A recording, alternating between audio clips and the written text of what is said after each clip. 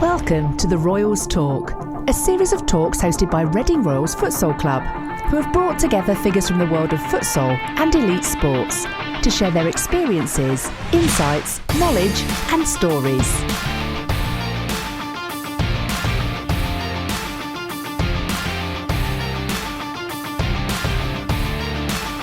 Thank you very much, everyone, for attending another The Royals Talk. This week we've got with us Leanne. She's the Women's Futsal Coordinator and player for Manchester Futsal Club.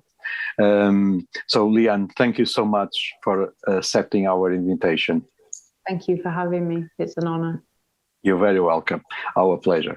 So now we've got Christina. She's gonna make some questions. Phil is another one that's supposed to do some questions as well, to have some questions, but he's running a bit late. But he will join soon. Then, of course, if anyone has any question, please raise your hand or write in the chat, and then we will ask for you, or more than welcome to ask yourself. And then in the end, we will open up to anyone that wants to make a question as well. Okay. So now I'll pass the ball to Christina. Okay, thank you, Fernando. So my name is Christina. If you want to do some introduction and tell us about you, about how you started on futsal. Yeah, sure. So I've been involved in futsal now for the past 8 years. So originally I was a footballer like most girls and women in this country. I grew up playing 11-a-side and played at quite a good level. And then I became ill and I had quite a long illness. So I took a long break from football and went to university, got my degree. And then I was just trying to get back into football again because I managed to get some of my health back again.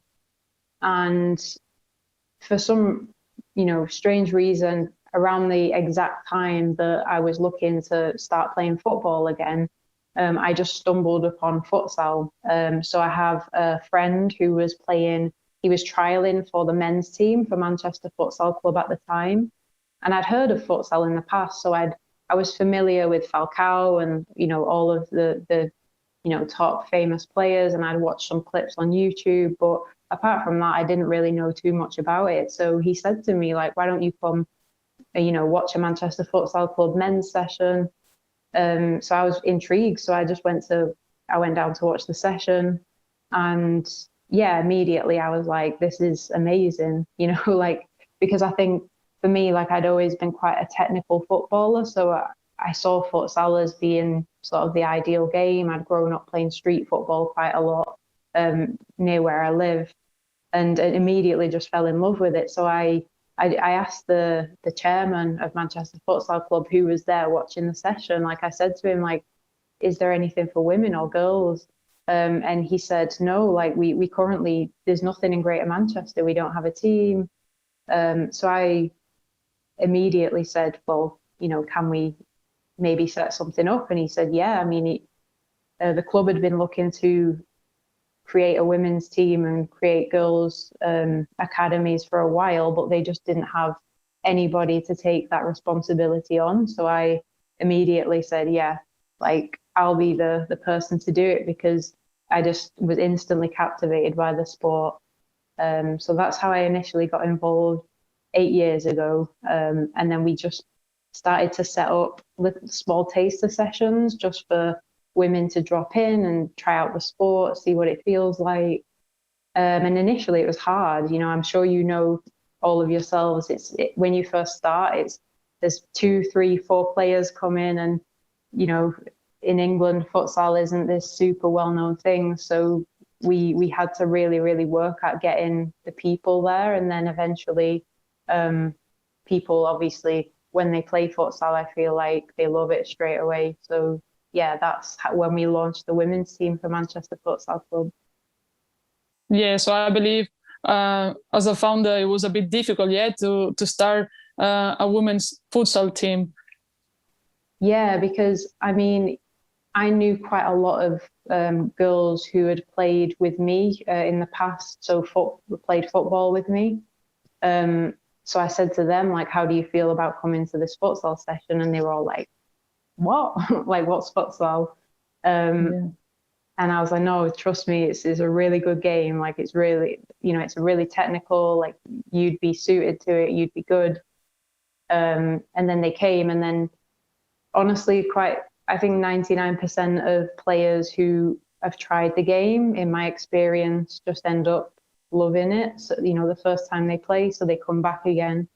But yeah, initially it was literally, I'd say for around a month, we had 4, 5, 6 players maximum at the session, and we were just doing small 3-a-side, just trying to, get people interested. Yeah, absolutely. So did you visit other clubs or share knowledge with other clubs to help you to grow the Manchester women's futsal team? Yeah, so basically after we got the sessions up and running and there was enough players coming, we decided to set up like a local recreational league in Manchester. So we decided to ask like 5-a-side football teams and 11-a-side football teams, like, hey, we have this league. Would you like to come and join it on a Friday night? And we can all play against each other in, a recreational way. So we ended up having an 8-team league in that. An 8-team league. And from there, we just we developed the Manchester Futsal Women's Club. And yeah, like I think we had to ask quite a lot of people who were already involved in futsal. I think like Luciana Silva from Hartbury, she was very helpful in the beginning when we were getting everything set up, because she's Brazilian. She's been around the game a long time, so she was giving us some good advice as well. And I think because we'd already had the men's squad, it was, we didn't have to reinvent the wheel. We didn't have to start again. We could actually look at what they'd done and get some good tips from, how the men had built and kind of copy it. So yeah, it was really just a process of being patient, I think. Yeah. Yeah, right. Thank you. How was the start on the playing on the leagues? How did you start? So basically, the small recreational league that we had in Manchester, that was there was just 8 teams in it. We applied with the FA for that to become like a futsal fives league, which basically meant that the top team goes through to the FA Futsal Cup finals. So we made it into like a regional league where it was then competitive. So we had the FA Futsal Cup, and that was the only competition that we had at the time that was national.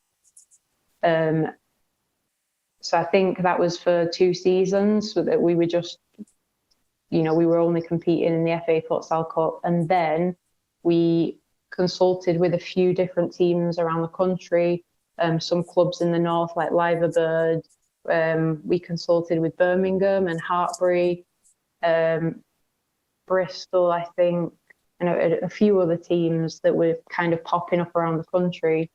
And we said, how do you feel about having a national league? So we essentially created a committee. One of the guy who runs Liverbird, Skarratt, he essentially took charge of the league and setting up the committee. So it's something that we really just did ourselves without the involvement from the FA originally. It was just a bunch of teams getting together and saying, we want to play competitive National League futsal, so let's create a league. So that's how we originally got the league sort of off the ground. And then obviously a couple of years later, the FA came in and said, we want to take the league. So, and then, here we are sort of a couple of seasons after that with the FA National Futsal Series.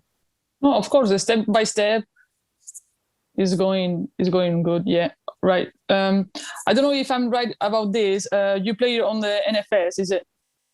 Yes. Yeah. So how was your experience? It was really good. So yeah, I think the North League had 6 teams to begin with last season. Well, not last, because obviously we missed last season because of COVID. But the last season that we played, there were 6 teams in the North and I think 7 in the South. So obviously not a lot of teams, and we need to grow that and keep attracting more clubs.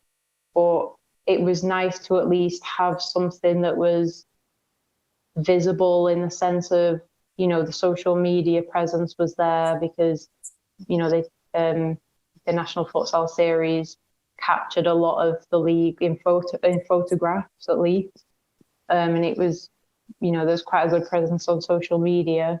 So it was the first time that we'd really the league had been visible, I think, which is, you know, it's a small start, but it's a start, which is promising.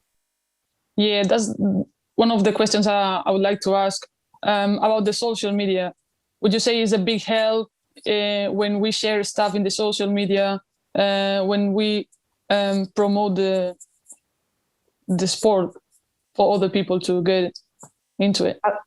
Yeah, absolutely. I mean, you know, at Manchester Futsal Club, we're lucky enough to have quite a large following on social media, which I think helped the women's initially, because we, you know, had the main club account, which has over 10,000 followers, I think now. That enabled us to reach a wider audience and to say, hey, look, we've got futsal sessions for women, we've got some sessions for girls. So social media is really important these days because that's how everybody reaches out to people. You know, everything is on internet. Yeah, exactly. And it's just a really good way to connect with people, especially Twitter, Instagram, because Instagram, you know, provides images, you know, a picture tells 1,000 stories. It's true, which is really helpful when you're trying to attract people to a new sport, because if they can see it, then, you know, it exists. Whereas prior, we just didn't have that kind of platform, which has been helpful. Yeah, I've also took a look on your website on the Manchester Futsal team. Yeah, I saw you got futsal camps, futsal scholarships, code education, online academy, international tours. I think that's like a brilliant thing to do because it attracts more people and young people, of course, the boys, girls, to start on the futsal. I don't know if you want to explain a little bit how you develop all this.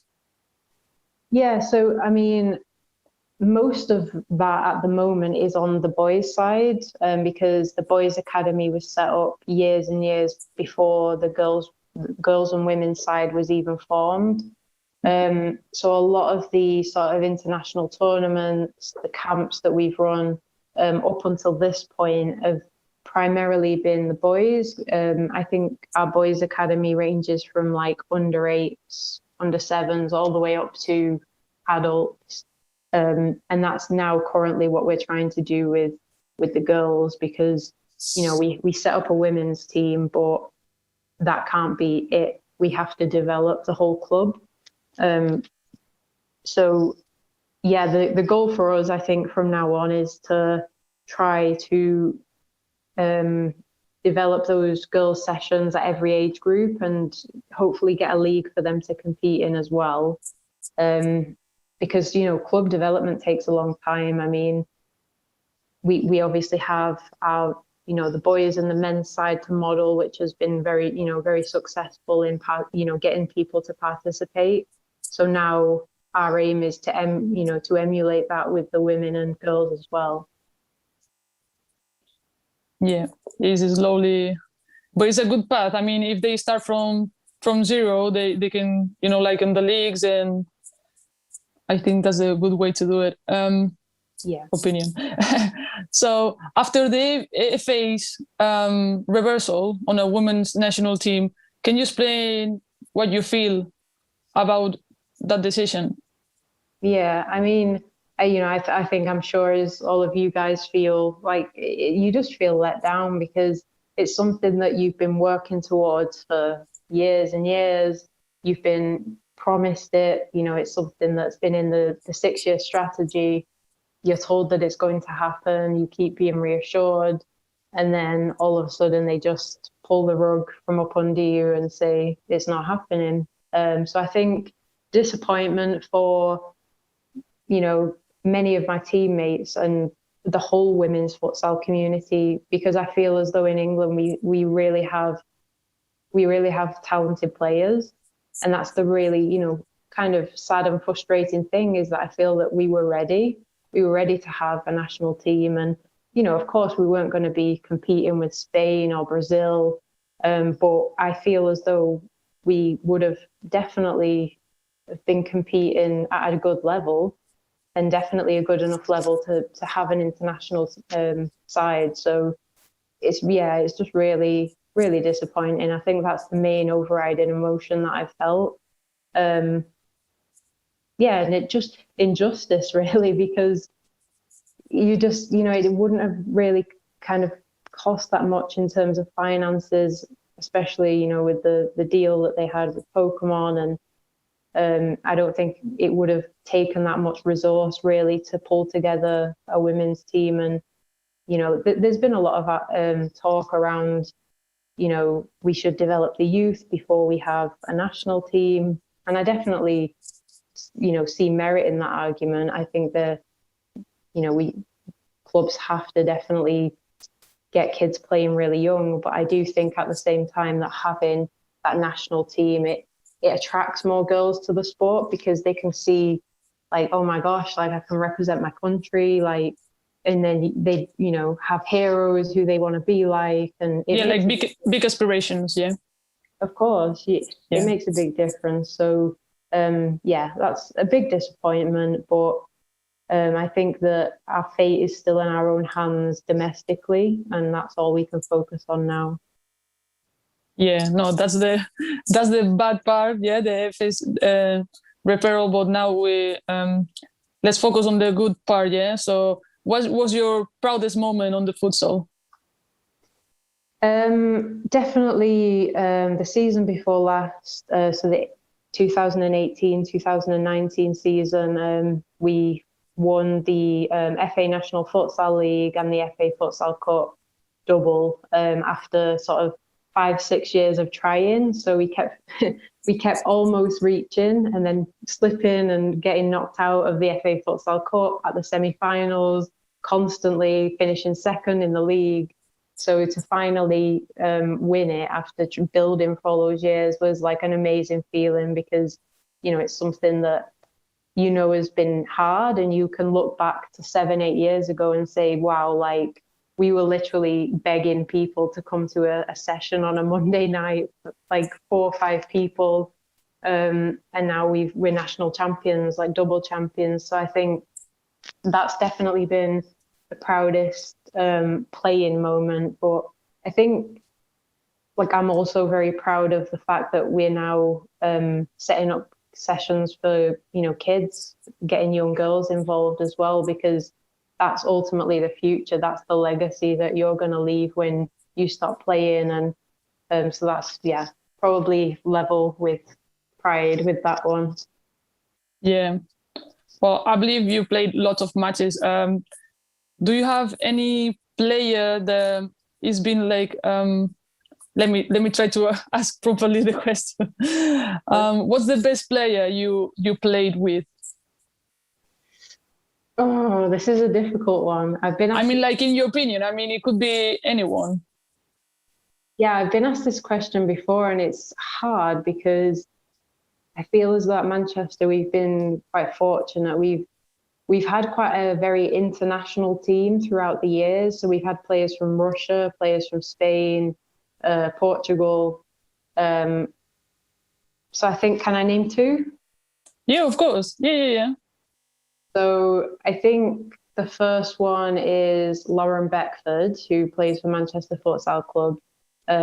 So me and Lauren actually grew up playing together since we were small, like playing football together. and she's now one of the more senior players with me. And yeah, she's like a leader on the court. She's technically great.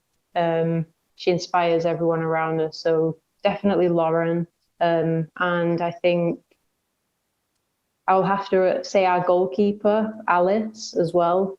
Alice Harkness Armstrong, she plays for the Northern Irish national team as well. So yeah, amazing goalkeeper.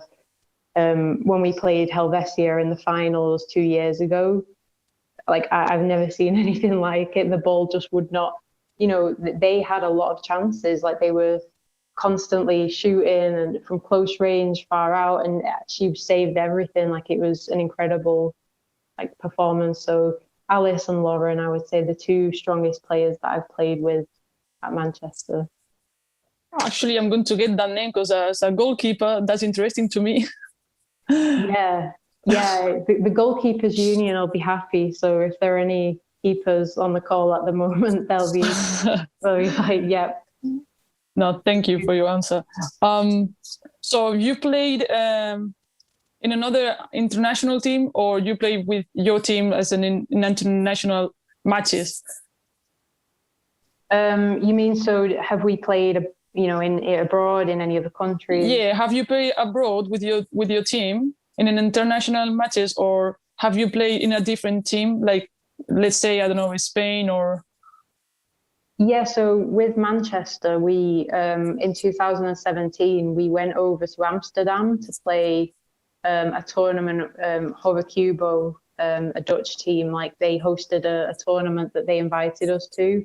So we played against top teams from Holland, Germany, Belgium, which was an amazing experience because at the time we were only 3 years into setting up the whole thing. So it was great to play against international players who play for the Dutch national team. And it was great to test ourselves against those types of players.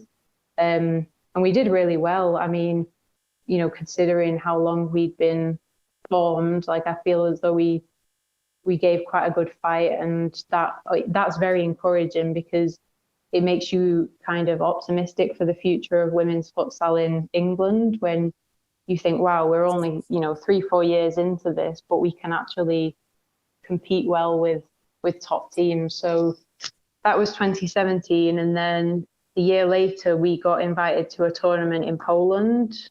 So we went to Poland to play in Poznan's tournament, and again there was lots of Polish national team players playing for various clubs within that tournament, and we did really well. Like we won the plate trophy. It's kind of like a second place kind of competition that we won, which again, like we were just really pleased with because we were like, these are internationals, they're super experienced, and we've done really well. So yeah, that was really cool to go playing abroad with your friends as well. Yeah. So did you have like any pre-game routine before the games? And not really. Like, I mean, I guess I'm a little bit superstitious, so I tend to make sure I wear the same headband and wear the same like socks. Like it sounds stupid, but yeah, like you just think if I've won playing in this headband and these socks, then I need to keep on wearing them because that's the reason. They give you that luck, yeah. yeah, exactly. So yeah, no, apart from that, like I don't really have any major pre-game kind of rituals. Yeah, quite boring in that sense. No, that's okay. Yeah, if it gives you luck, it gives you luck. Yeah. So how often would you say you train during the week? So up until this point, well, up until everything stopped because of COVID, we were actually only training once per week together on a Monday evening. So we would train for 2 hours. Hopefully in the future, we can make that more often. I think because quite a few of our players also play football, it's hard to, throughout the week, they have their football training. So it's kind of hard to coordinate a night where, they're free 2 nights a week. But I think moving forward, obviously we want to try and move to, you know, making things as professional as possible. So we will be hoping to train more than once per week going forward. Yeah, so the days on training have been changing because of the COVID situation. Yeah. How is COVID impacting on the futsal team? It's not just training, is it? It's like everything. Yeah, it's everything. I mean, we haven't seen each other in person since last summer. You know, I mean, I'm sure it's the same for you guys as well. We managed to get together outside last summer to play some football golf. And we've been trying to, we were doing quizzes in the beginning, and we've, you know, been trying to keep each other company on Zoom. But it is really hard. You know, it's completely different than meeting up and training. And I think people get demotivated. You know, people start to sort of feel like, you know, am I ever going to play futsal again? And am I ever going to actually see play with these people again? So yeah, it's very different, and COVID has definitely made everyone a bit more like distant. So I think we have to gather everyone together now that we know that hopefully next season there's going to be a season, like, fingers crossed. I mean, yeah. Absolutely. No, yeah, it's also new people. They haven't played indoors because it's not allowed. So it's a bit annoying, isn't it? Yeah, I mean, it's been a lost year, really, because all development stops, you know, attracting new players. You become it's like everything becomes invisible again. There's not really a lot going on social media, and yeah, you kind of do worry that, you know, people will kind of forget in a way, and you just hope that when everything restarts again, that people will, you know, be motivated to get back to it, and new people will, you know, be motivated to try futsal. Do you have any advice to give about, you know, like what to do during this moment that is quite difficult, like you said about COVID, or even just to give younger players like to come to the games or to join futsal? I think the more we can collectively be present on social media, and at least maybe if we have some dates, at least, you know, prospective dates, that maybe we can start like a competition, you know, in September or October again. But even if there's something in the summer, which there could possibly be, I think it's important to now start kind of letting people know that things are opening up again, that futsal will be coming back. I think for quite a period of time, there was probably not a lot of point in, you know, being very active and trying to get people's hope up, because, you know, for many months we've just been locked down, indoor sports not been allowed.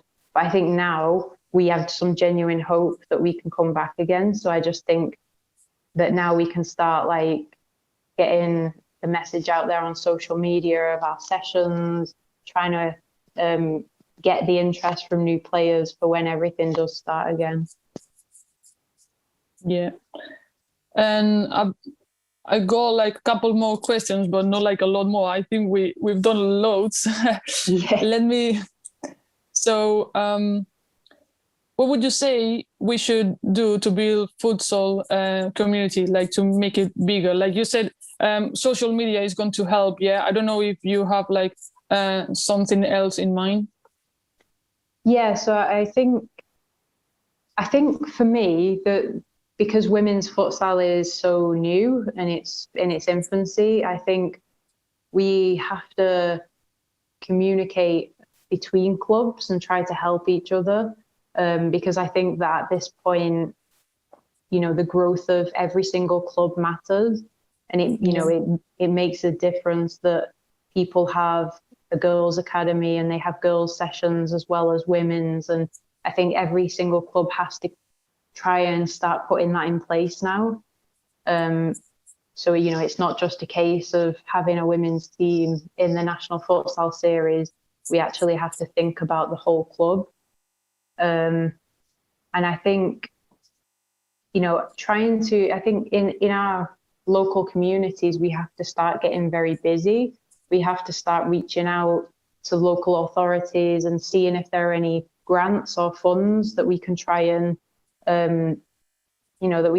get, because we've been lucky. Like, we've recently managed to secure a fund to grow futsal for girls aged 16 to 18 in the city of Manchester. And that's going to be like really, really important in terms of the development of the whole sort of club for the women's side. So I would say that if there's any funding, if there are any grants, just reach out to those local authorities and the local FA and try and build those links between the stakeholders in futsal, because ultimately we need to build from the kind of bottom now, and we have to get young girls involved, and they can then look up and see that there's a pathway for them and there's a national league. But I think just really it's a lot of networking.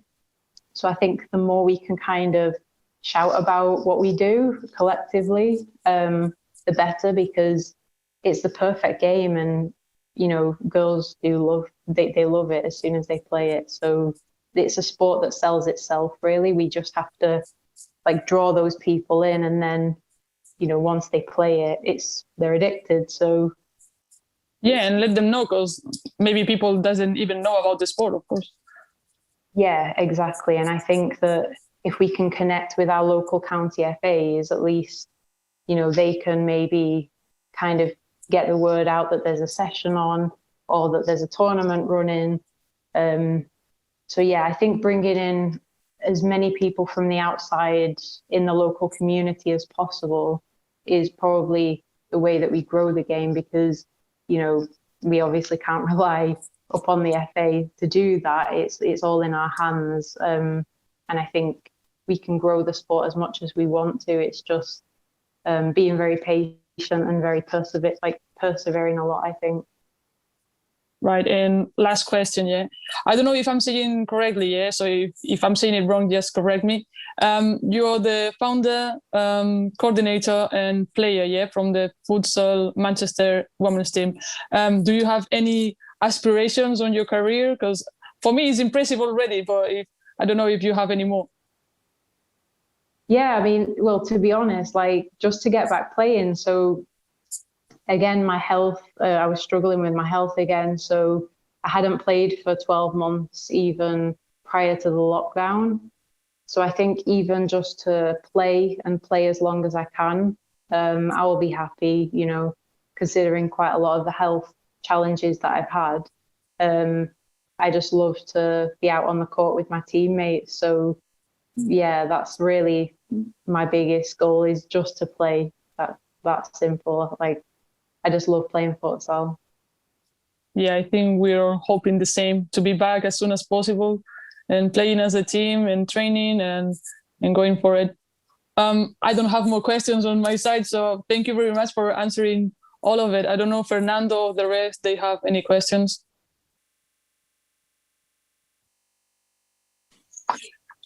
Well done. Thank you, Christina. And thanks, Leanne. Yeah, I've got a question, Leanne. So when you start playing futsal,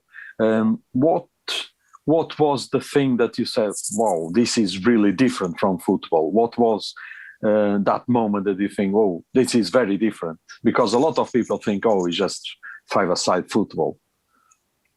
I think for me, it was the technique. So the whole idea of making a habit of controlling the ball with the sole of the foot, it was very different from the way that I, controlled the ball playing football.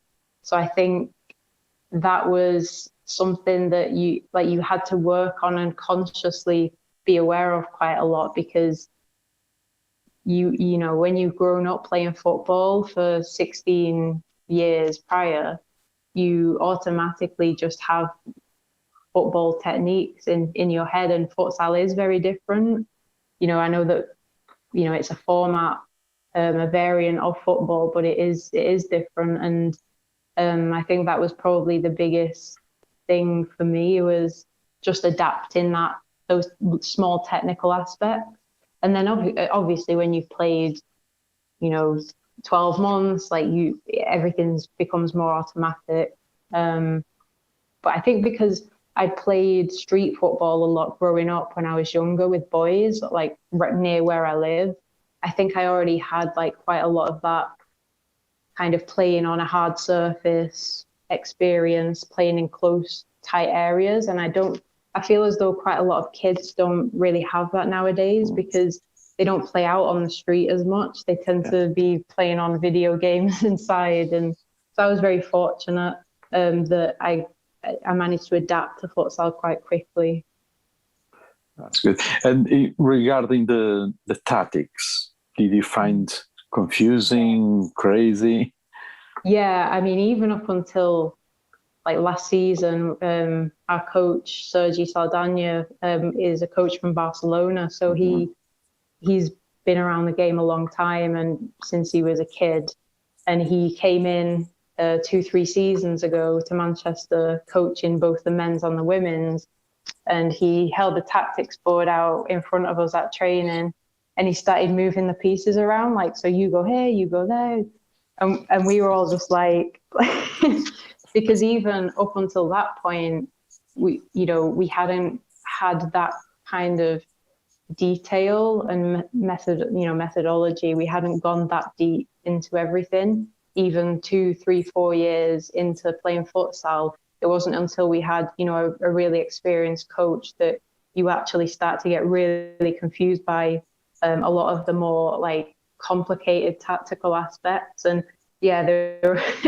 were a lot of times at training where we had to just just stop, go for a drink, because Sergio was just like, so yeah, I mean, it's very very different than football. And I absolutely I still class myself as a beginner even now after 8 years, because for me it seems like with futsal tactics there's just so much more to learn, even more so than football. Maybe that's technically incorrect, but I think it just feels that way when you're somebody who's started playing it as an adult rather than as a child.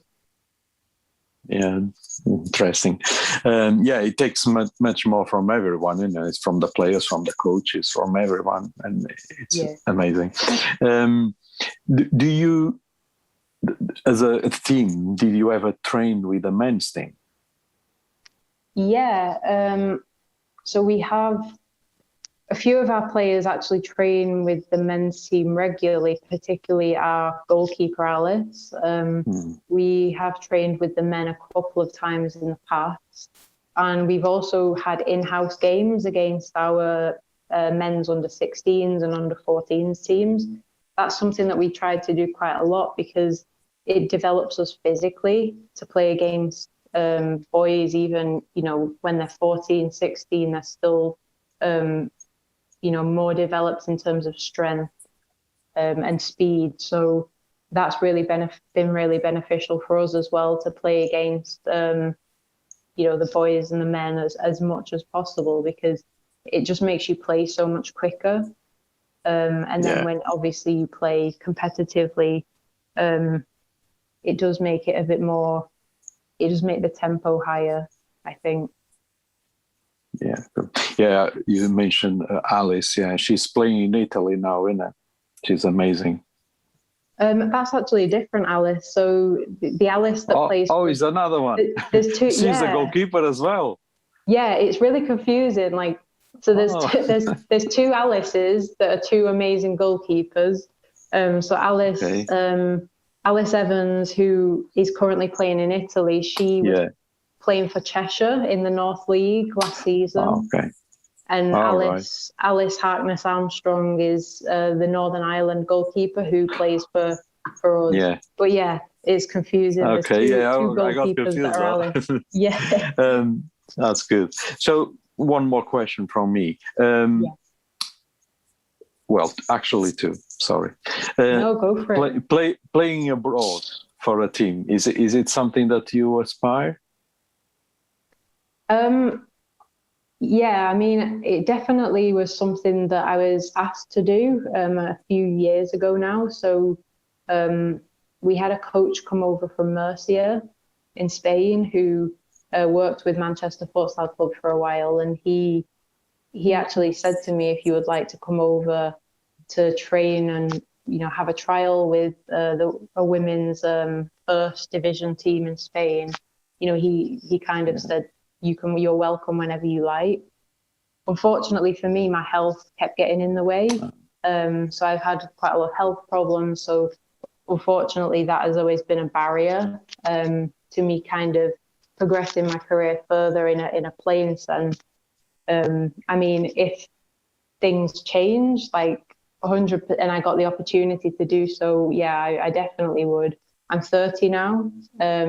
So, at this stage, I would take an opportunity like that, definitely, just to have that experience.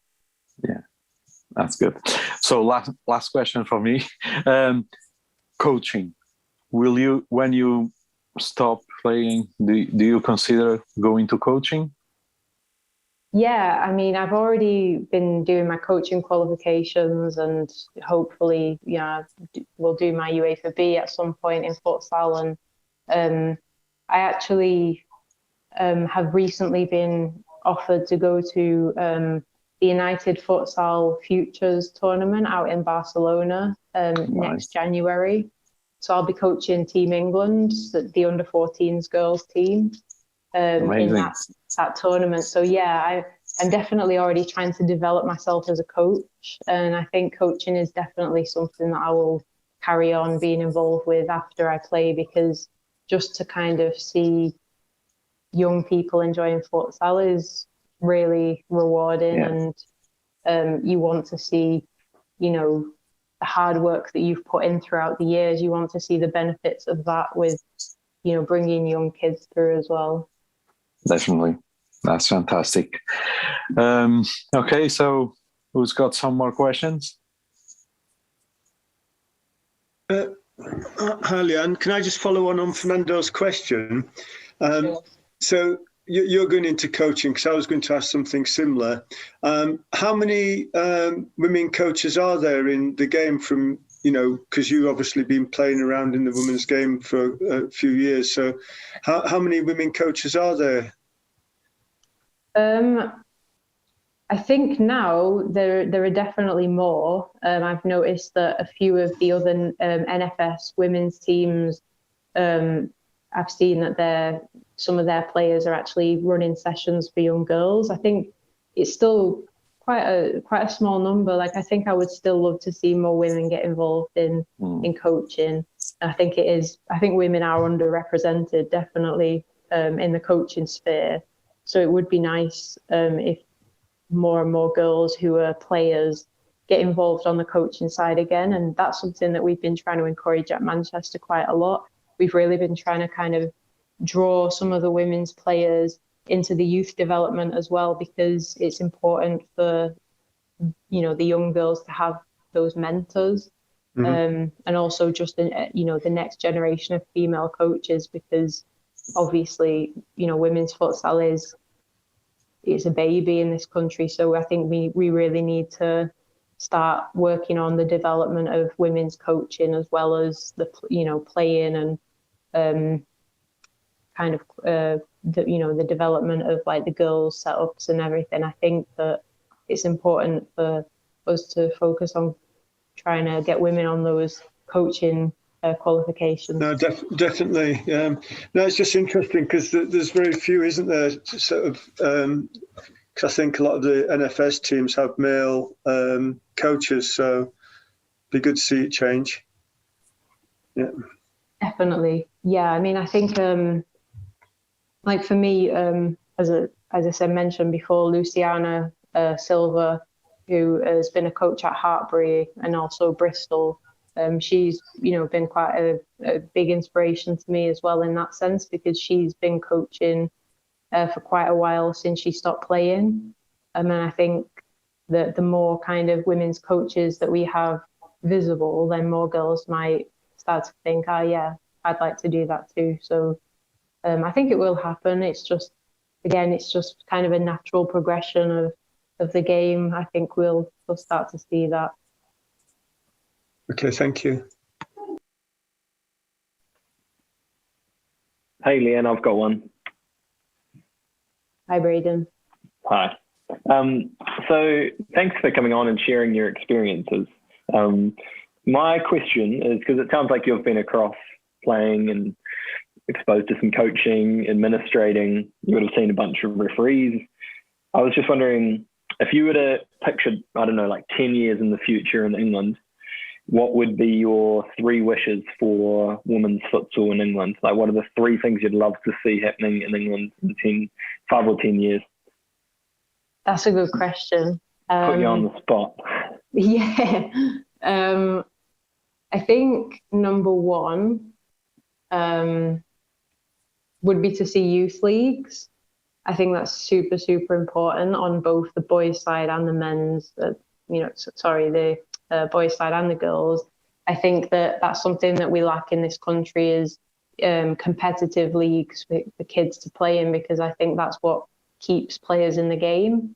You know, it's all well and good as having the training sessions and the academies, but ultimately kids want to compete. So that'd be number 1. Like, I'd want to see lots of local and regional girls leagues popping up. Number 2, I would like to see the women's league, I think, like,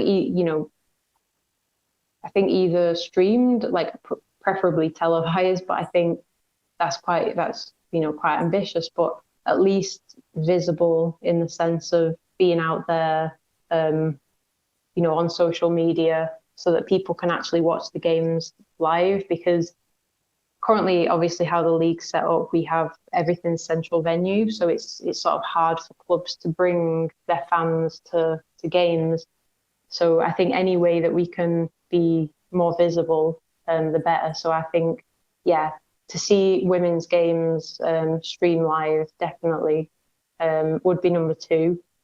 And number 3, the national team. I think obviously right now it doesn't look like we're going to have that, at least in the next 4 years.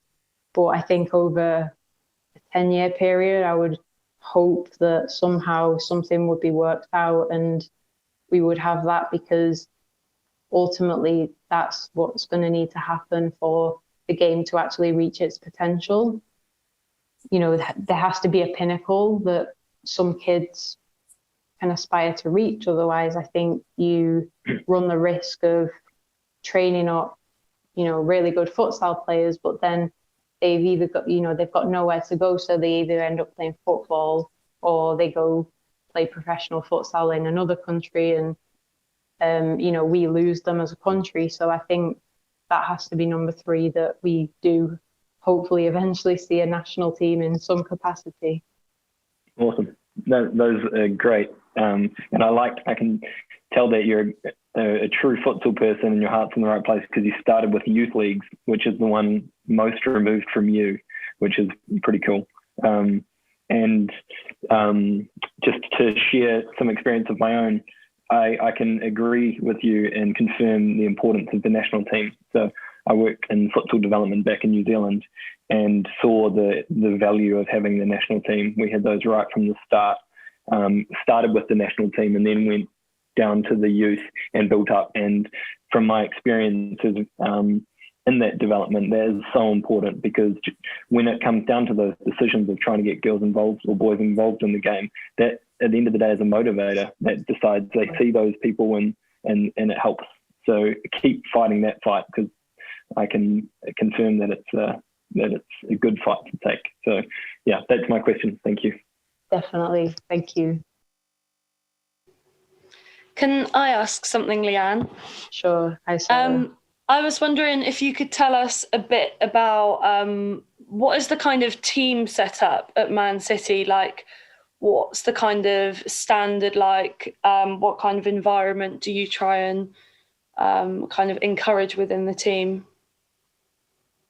I think, like, I know it sounds really kind of cliche and like funny, but just being good friends, like I think that has honestly been the key to our, you know, success, especially in the last couple of seasons, is just that everybody gets on so well, and there's no sort of like putting each other down or getting on each other's backs. Everyone's really, really encouraging. We all acknowledge that we're learning this game and that, you know, we all came to this game as adults, most of us, especially the British ones. So yeah, just really sort of encouraging, positive environment, and yeah, intense at the same time, because our coach Sergi has definitely been somebody who's pushed us quite hard to take on new concepts that were really kind of alien to us, and I think that took us to the next level in terms of our understanding of the game collectively. And what about in terms of like player recruitment? Do you have players approach you? Do you host trials, or are you guys kind of at the stage now where you can be really selective? A bit of both, to be honest. So we do run trials every season because, you know, we're not complacent in the fact that, yes, we have had, you know, quite an abundance of players come to us in the past few seasons wanting to come down to training. And it's really unfortunate because we have had to, you know, turn some of those women away because, you know, where the game is at the moment, we don't have B teams, and we, you know, there's no like second tier for women to sort of play in and compete in. But we, you know, absolutely don't take that for granted given where the women's game is at. So we still run trial sessions before every single season to try and recruit players. So we're always on the lookout and trying to bring new players in. And I think now that we have the funding from Manchester Active, which are like a local sports authority, to grow the sport for girls aged between 16 and 18, that's really where we want the kind of bridge between, you know, the youth and the women's club. So we want to bring those homegrown players through.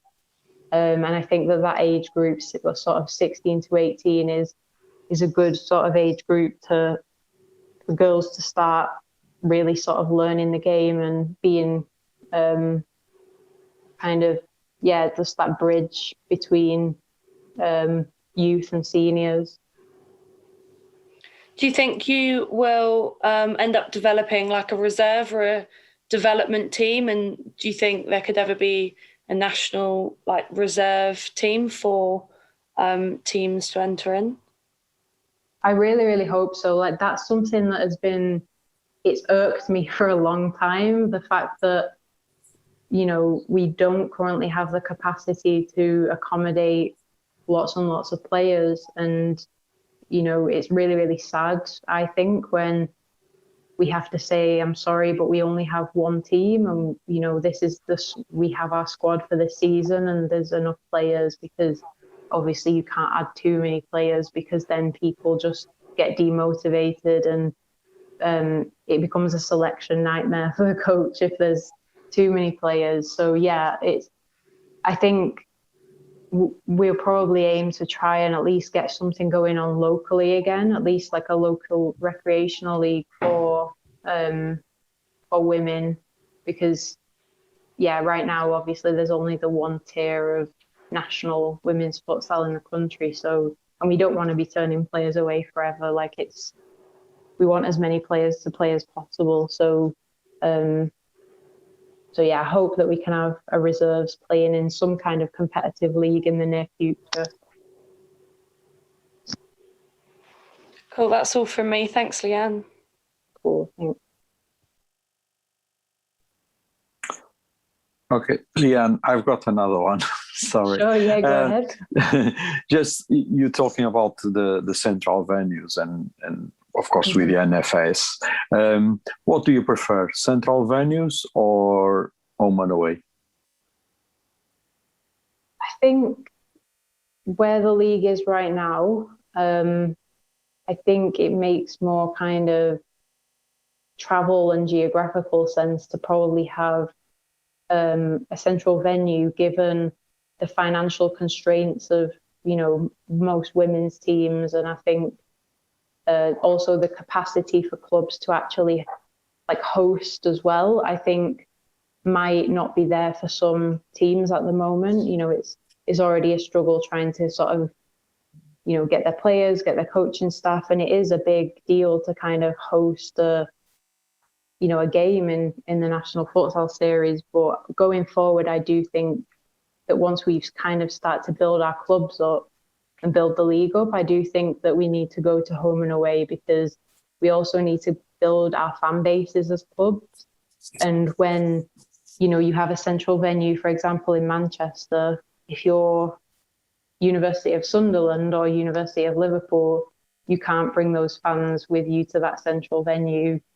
And that really constrains the ability of clubs to reach out to kids in their community and bring them to the games. So I think it's fine for now, whilst the game's in the stage that it is for the women. But I think hopefully in maybe a couple of seasons, we should definitely be, I think, looking at going home and away.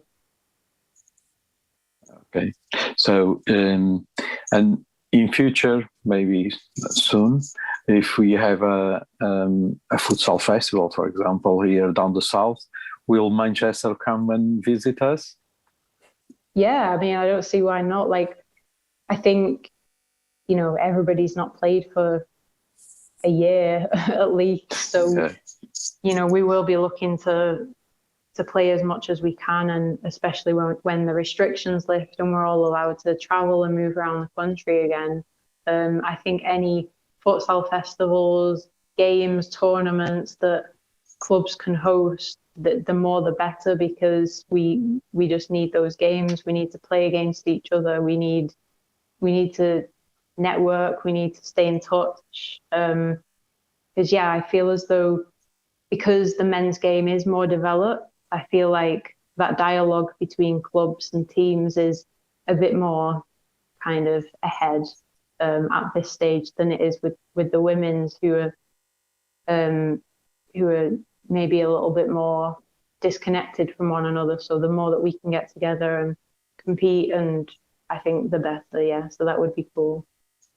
Definitely. Thank you. All right. Any more questions?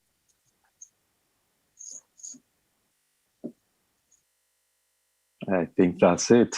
We've been about an hour. That was really great, Leanne. Thank you so much again for being with us and sharing all your experience and giving some advice as well. Thank you so much. No, thank you guys. I really appreciate it. And yeah, I've enjoyed it. It's been really nice. Thanks, everyone. Thank you very much.